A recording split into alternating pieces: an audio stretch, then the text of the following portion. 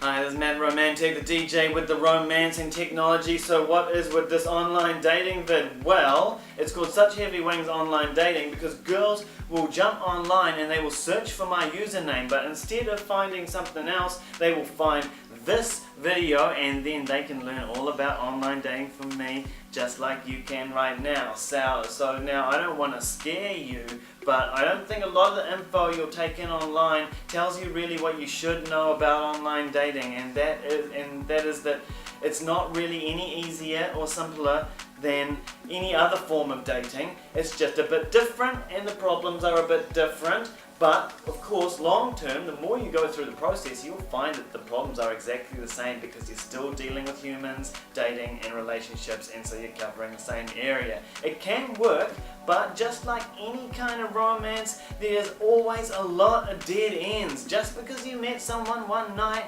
don't think that that means that anything is going anywhere. But that is why we can't give up. Hope and possibility exists, but you're still dealing with humans. So what do we know about humans? Well, the first thing is that humans can be very different. Your potential date may look a certain way to you, but the fact is when you're meeting attractive strangers online, you are highly likely to be completely surprised by how very different people turn out to be than what you expect.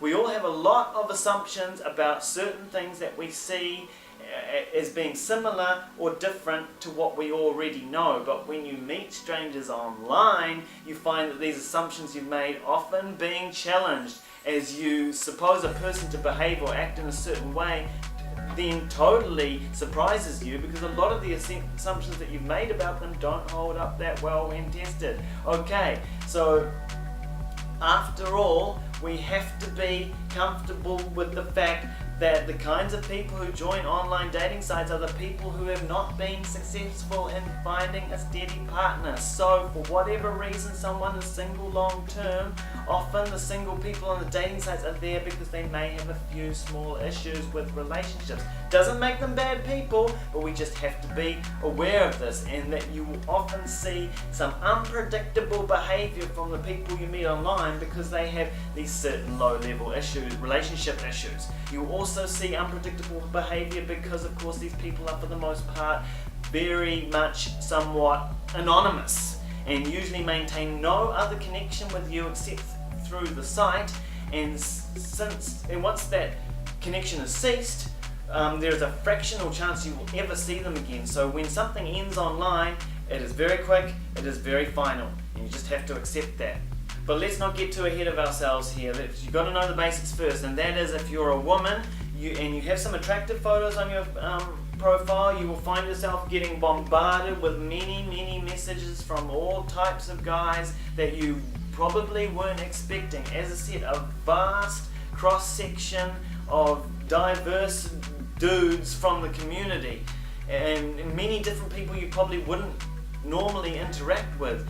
And because online dating has a low barrier to entry, it doesn't take much work to join an online dating site. You will find you get a lot of these anonymous, sleazy guys who are pretty much just looking for the fastest way to get laid. But when you are a man and you join the site, you are now competing with these many guys from all over everywhere who are bombarding the girls with messages trying to get their attention. So whereas the average woman gets many messages, many offers, many approaches, you will probably be struggling as an average guy to get even one woman to reply back to you until you have done the work on your profile and made it into something that is interesting and stands out from the crowd.